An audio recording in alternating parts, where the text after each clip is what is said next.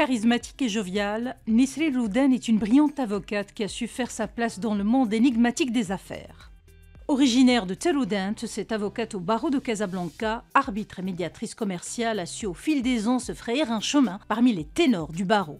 Se faire un nom dans la sphère juridique est loin d'être une mince affaire, une autorité que cette femme engagée gère avec modestie.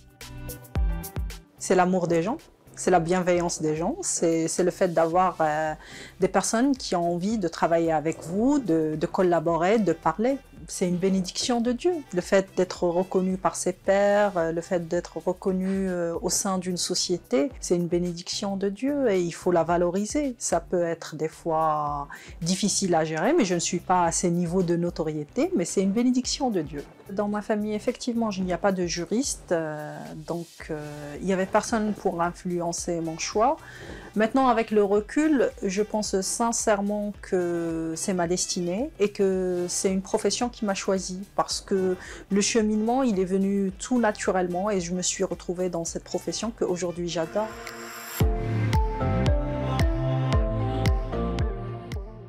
Dès sa plus tendre enfance, tout laissait présager que Nesrin embrasserait le métier d'avocate.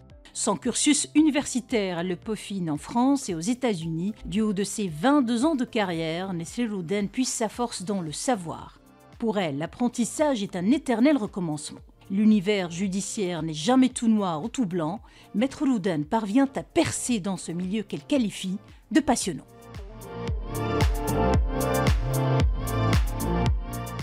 C'est un métier qui est magnifique parce que justement d'abord, il vous aide à forger votre caractère, à développer votre confiance.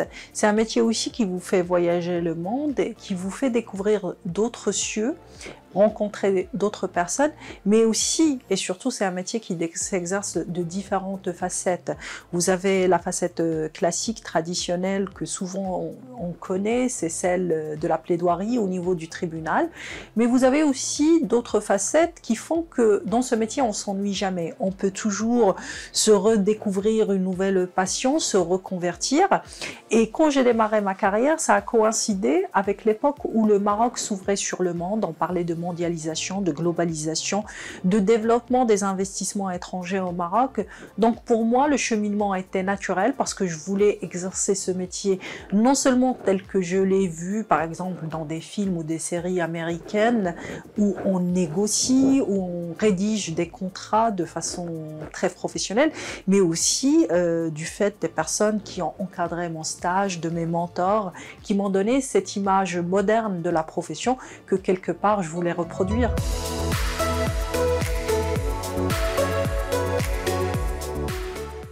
Spécialisée en droit des affaires et modes alternatifs de règlement des différends, notamment la médiation et l'arbitrage, Maître Rouden nous fait le point sur l'essentiel de l'actualité relative aux femmes sur le plan juridique.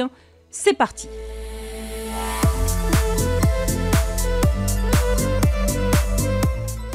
C'est un vaste sujet qui ne date pas de la Constitution de 2011. Certes, dans la Constitution de 2011, on a eu une consécration du principe de la parité, mais le chemin a commencé avant, à travers le militantisme de plusieurs composantes de la société civile, à travers aussi l'engagement du Maroc, que ce soit à travers les conventions internationales ou autres, mais aussi la nécessité de suivre l'évolution de la société et de reconnaître une composante importante de la société marocaine. Ceci étant précisé, il y a eu des avancées législatives, que ce soit à travers la Constitution, le Code de la famille et plusieurs amendements législatifs, que ce soit du Code pénal ou d'autres lois, ou pour rester proche au monde des affaires, à travers la modification du Code de commerce où l'autonomie de la femme est reconnue en tant qu'entrepreneur pour exercer le commerce et développer toute entreprise de son choix.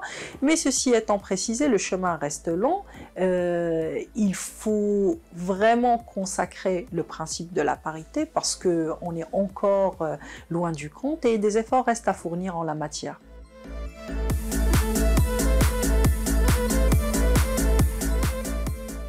Il faut savoir que le Maroc n'est pas à la traîne puisqu'on a eu des modifications des dispositions législatives, notamment de la loi sur la société anonyme, où on parle de représentation des femmes dans les conseils d'administration, dans les organes de gouvernance de l'entreprise, mais pour le moment uniquement pour les entreprises qui sont cotées en bourse.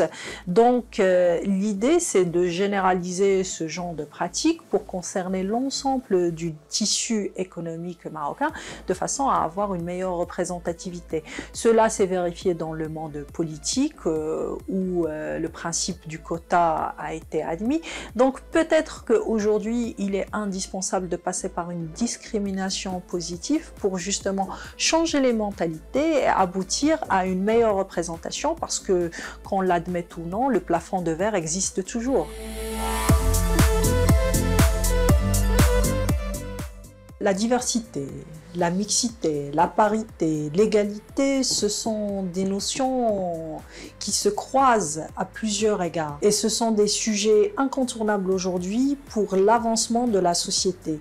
Aujourd'hui, on les considère comme des critères de performance parce qu'il faut une cohésion du groupe, il faut un travail d'équipe, il faut une vision holistique, il faut la jeunesse et l'expérience, il faut l'homme et la femme, il faut inclure toutes les composantes de la société pour non seulement avoir une meilleure représentativité, mais aussi réaliser de la performance. Aujourd'hui, c'est pris en considération, que ce soit dans le cadre de l'établissement des politiques RSE ou dans les critères ESG qui ont le vent en poupe pour le moment. Donc, il est absolument nécessaire que ces notions-là se traduisent de façon réelle au niveau de l'avancement de la société marocaine, non seulement d'un point de vue économique, mais aussi d'un point de vue social. Mais il faut que ça corresponde à une véritable conviction et à de vraies valeurs de l'entreprise.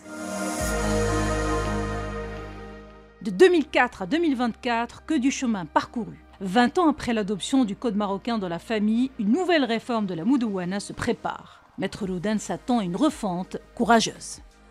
Le sujet de la Moudouana est un vaste sujet et ça fait quelques années qu'il occupe l'esprit du Maroc et des Marocains. Ça a été un chantier phénoménal qui a été achevé en 2003 avec une entrée en vigueur en 2004.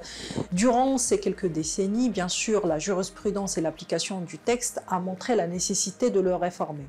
Aujourd'hui, avec le booster royal, avec la démarche qui a été adoptée pour prendre en considération l'opinion des différentes composantes de la société civile, on s'attend à un texte révolutionnaire qui est à l'écoute de la société et qui pourra accompagner l'avancement de la société au cours des décennies à venir.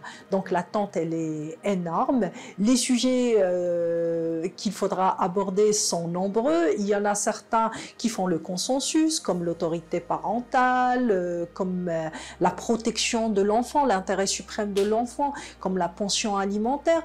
Il y a d'autres sujets peut-être qui sont un peu plus difficiles à aborder, tels que la notion de l'héritage, mais en tout cas on s'attend à une réforme qui est courageuse, qui est en ligne avec l'avancement de la société et puis surtout qui préservera le noyau dur de la société marocaine qu'est la famille.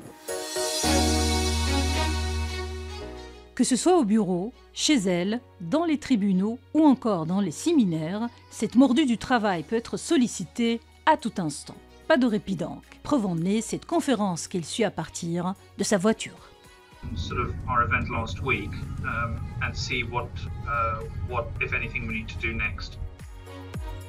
La discipline et la rigueur font partie intégrante du quotidien de Nesrine Loudan. La redoutable avocate multiplie les performances, professionnelles mais aussi sportives. Elle pratique des activités physiques régulières, courses, vélo, gym et marche. Alors le sport, c'est une thérapie. D'abord pour dégager l'énergie négative, pour se défouler, pour déstresser, mais c'est aussi une source inépuisable pour recharger ses batteries, augmenter ses ondes positives et partir à l'attaque de n'importe quel défi. C'est vraiment une thérapie que je recommande à toute personne et puis c'est pas pour rien qu'on dit un esprit sain dans un corps sain. Le triathlon, oui, parce que ça me permet de sortir de ma zone de confort, ça me permet de de pratiquer plusieurs disciplines sportives qui sollicitent différents muscles, différentes capacités techniques. Et donc, ça nous permet continuellement de se dépasser et de découvrir de nouvelles facettes de sa personne. Le leadership, surtout le leadership féminin, c'est pas vraiment la position de domination, c'est plutôt la possibilité de communiquer avec son équipe, que votre équipe communique avec vous, qu'il y ait instauré un climat de confiance et puis surtout influencer, inspirer les gens pour qu'ils puissent vous porter et aller avec vous dans la même direction. Et aujourd'hui, ça se passe pas par les muscles, mais ça se passe beaucoup plus par la conviction. L'esprit taquin, la présidente de la commission Start-up et Capital Risque de l'Union internationale des avocats, se prête volontiers au jeu des questions décalées.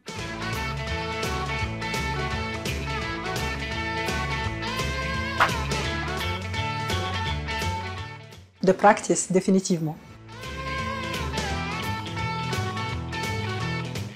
Artiste. Toujours retenu. Difficile, hein?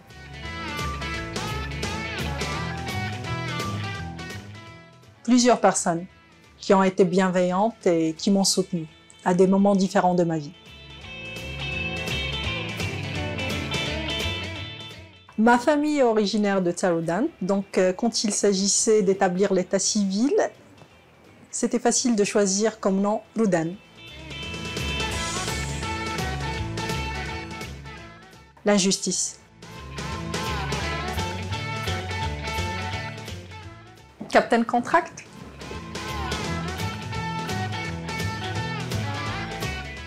Ben, c'est ma vie, c'est mes enfants. Ma vie.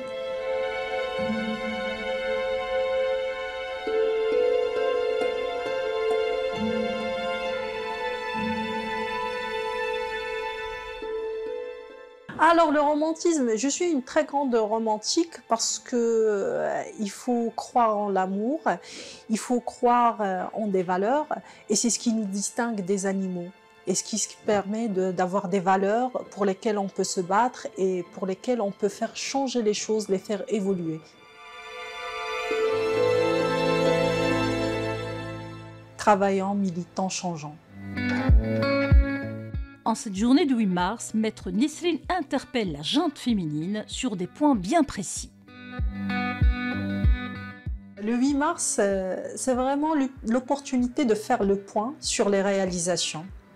Et puis surtout, c'est le moment de prendre les décisions nécessaires et de mettre en place les actions nécessaires pour préserver, protéger les droits de la femme et réaliser plus d'avancées.